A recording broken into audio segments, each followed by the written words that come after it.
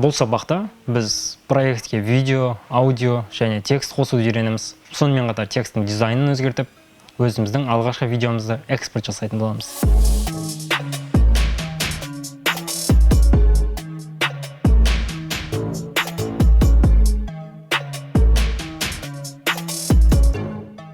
Экспорт видеомейкерлердің арасында рендеринг деп аталады. Яғни сіз проектте монтаждаған видеоңызды экспортқа шығару. Ол үшін алдыңғы сабақта көрсеткендей новый проект батырмасын басып, жаңа проект ашамыз. Бұл сабақты біз жай ғана сабақ деп атайық. Папканың атын өзіңіз қалаған папкаңыз таңдасаңыз болады. Менде жаңағы сабақ 2 папкасы тұр. Сол папкада қала бергені жақсы. Окей, батырмасын басам. Сіздерде бірнеше бос терезелер ашылады. Видеоны таймлайнға салу үшін мен бірінші сабақта көрсеткен жолды қолдансаңыз болады, немесе қазір проектке импорт жасау арқылы көрсететін боламын. Ол үшін проект терезесі ашуыңыз қажет. Егер ол көрмей тұрса, мұндағы стрелка иконына басасыздар. Сізде проект бірінші болып тұру керек, соны басасыздар, сонда осы терезе ашылатын болады. Енді видеоларды салу үшін осы кез келген бос жеріне мышканың сол жағын 2 рет басамыз. Сонда осындай импорт терезесі ашылу керек. Менде материалы папкасында, менде мысалы бірінші мына видеоны таңдаймын. Егер бірнеше видеоны әрқайсысын әр жерден таңдағыңыз келсе, Ctrl кнопкасын басып тұрасыз. Мысалы мен мынаны басам. Келесі видео менде мынау болу керек. Осы 3 видеоны салу керек болса, жаңа Ctrl арқылы таңдадым. Енді открыть батырмасын басам. Ескерте кетейін, сіздердің видеоларыңыз әлі таймлайнға салынған жоқ, сондықтан сіз оларды әлі қырқып қоса алмайсыз. Ол үшін біз мұнда таймлайнға эпизод ашуымыз керек. Айта кетейін, бірінші сабақта қолданылған жай ғана папкадан лезде таймлайнға ауыстыратын болсаңыздар, сіздер бұл жаңағы этаптардың бәрінен демде өтіп кетесіздер. Мұнда импорт жасау арқылы сіздер өздеріңізге жаңа эпизод арқылы таймлайнға енгізетін боласыздар.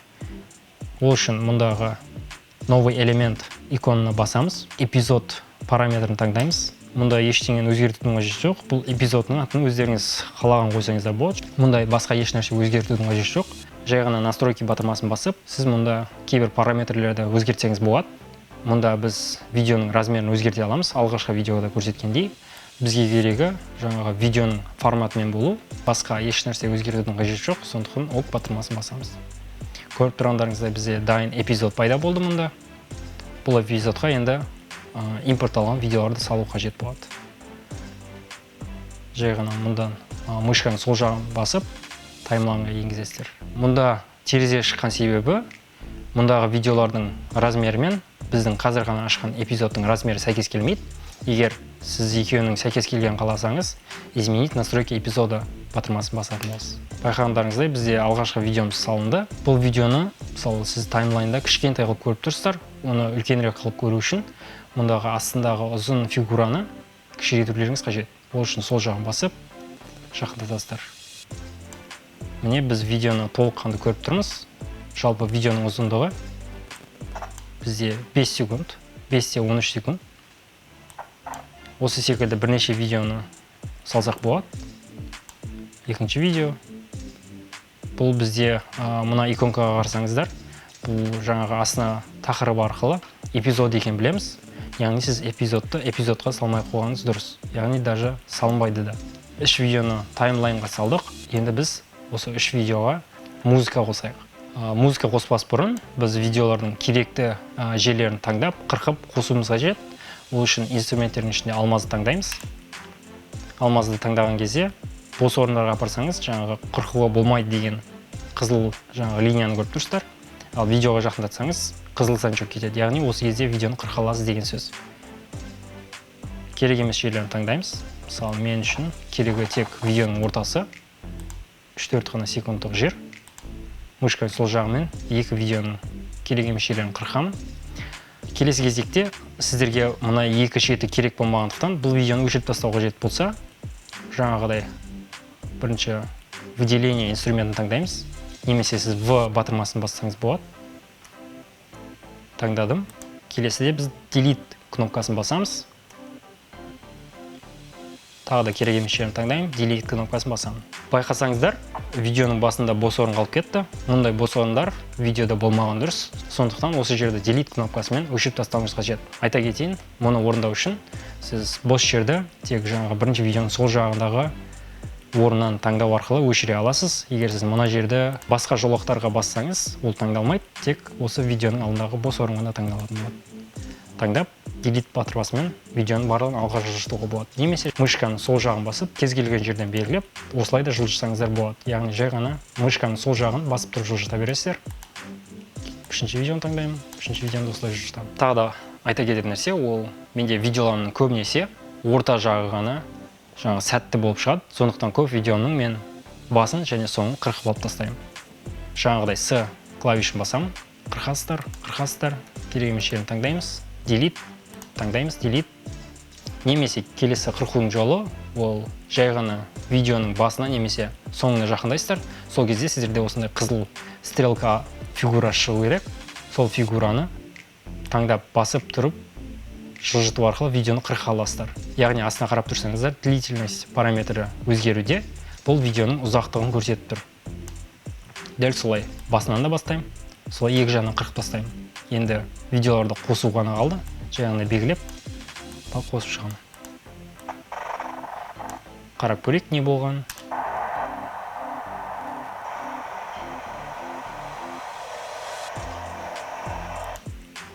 Осымен видео аяқталды деген сөз. Келесі бізде музыка қосу. Ол үшін біз музыканың папкасын таңдайтын боламыз. Менде музыкалардың барлығы материалы папкасында орналасқан. Жай ғана керекті аудионы белгілеп, мышканың сол жағымен басып тұрып, біз таймлайнға келіп қоятын боламыз. Байқасаңыздар, онда музыканың әртүрлі толқындары көрініп тұр. Бұл яғни аудионың ритмін көрсетеді. Play батырмасын басып, музыканы тыңдап көрейік.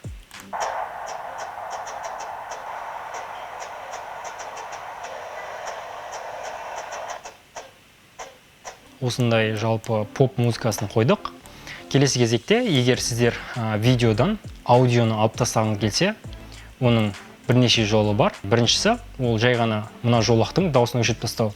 Бұл жолақты кез келген кезде қолдана беруге болмайды. Егер мысалы мұндағы видеоларыңыздың дауысы керек, ал мұндағы видеоларыңыздың дауысы керек болмаса, қолдана алмайсыздар. Мұнда M батырмасы бар, яғни приглушить звук дорожки. Толықтай жолақтың дауысын өшіретін болады. Басып көрейік. Енді тыңдап көрейік.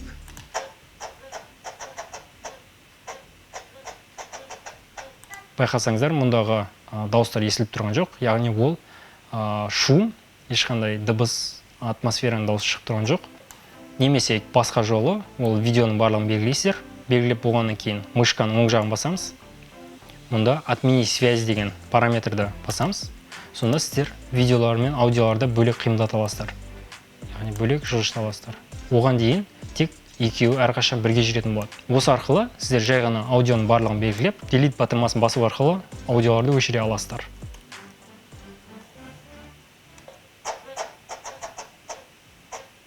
Бұл аудио өшірудің екінші жолы. Енді біз музыканы қырқып, үстінен текст қояйық. Музыканы қырқу үшін жаңағыдай С батырмасын басу арқылы кез келген жерін, керек емес жерін таңдайсыздар. Мысалы, мына жерді таңдадым. Видео аяқталған жер. Оң жағын басамын, керек емес жерін. Delete батырмасын басамын. Сонда бізде аудио видеоның ұзақтығымен бірдей. Ендігі бізде кезекте ол видеоға текст жазу. Ол үшін Т батырмасын басасыз. Және видеоның мысалы жазу керек орнын таңдайсыздар. Мышканы сол жағымен бассам, мұнда сіздерде астына қызғылт элемент пайда болады. Элементті өшіріп қосу арқылы сіз тексті өшіріп қоса аласыз. Және сол жақта бізде элементі управления эффектами терезесінде текст деген параметр пайда болады. Бұл параметр текстің дизайніне, жаңағы шрифт, орналасуына барлығын өзгертуге жауап береді. Енді кезекте біз текст жазайық. Мысалы, қалай жазамыз? Кез келген орнына басамыз.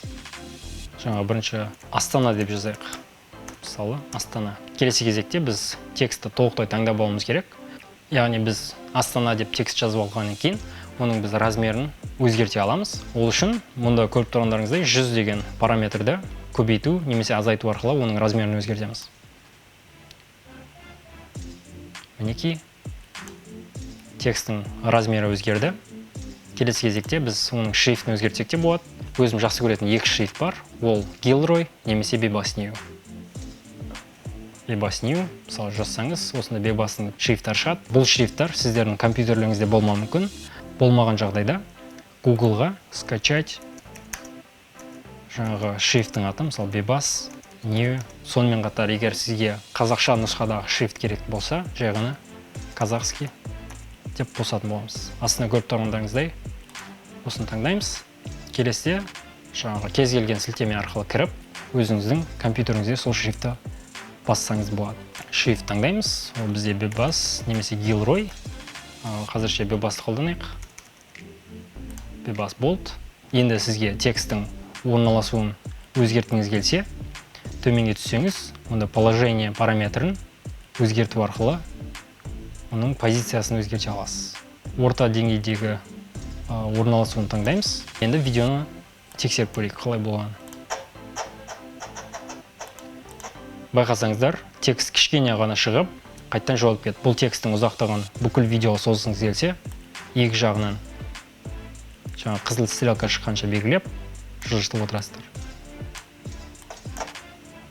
Енді қарап көрейік.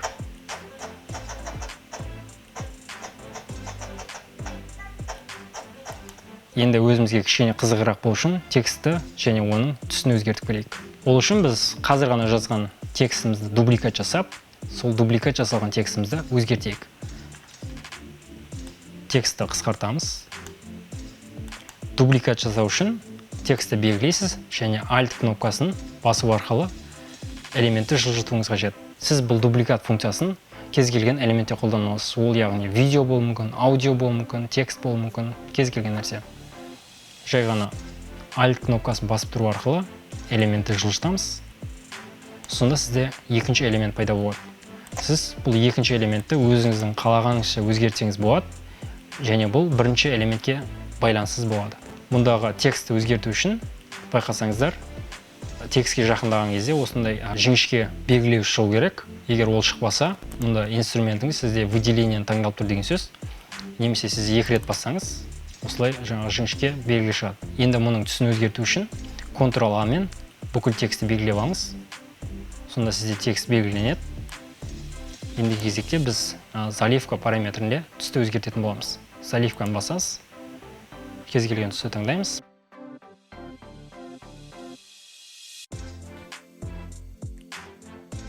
Енді дәл осылай үшінші текст салғымыз келсе, Alt арқылы тағы да дубликат жасаймыз. Текстің ұзындығын келтіреміз. Үшінші текстті белгілейміз. Ctrl-A кнопкасын басып, текстті толықта белгілеу арқылы оның түсін өзгертетін боламыз. Үшінші түсті біз өзіміз қалағанша жаңағы көкке өзгертіп көрейік. Өзгерді, орнына қоямыз. Енді басынан бастап қарап көрейік.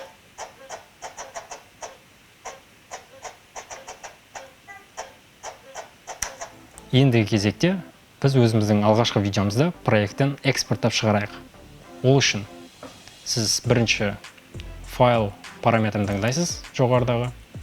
Келесіде экспорт параметрі арқылы медиа контент таңдайсыз. Немесе қысқа жолы Ctrl-M.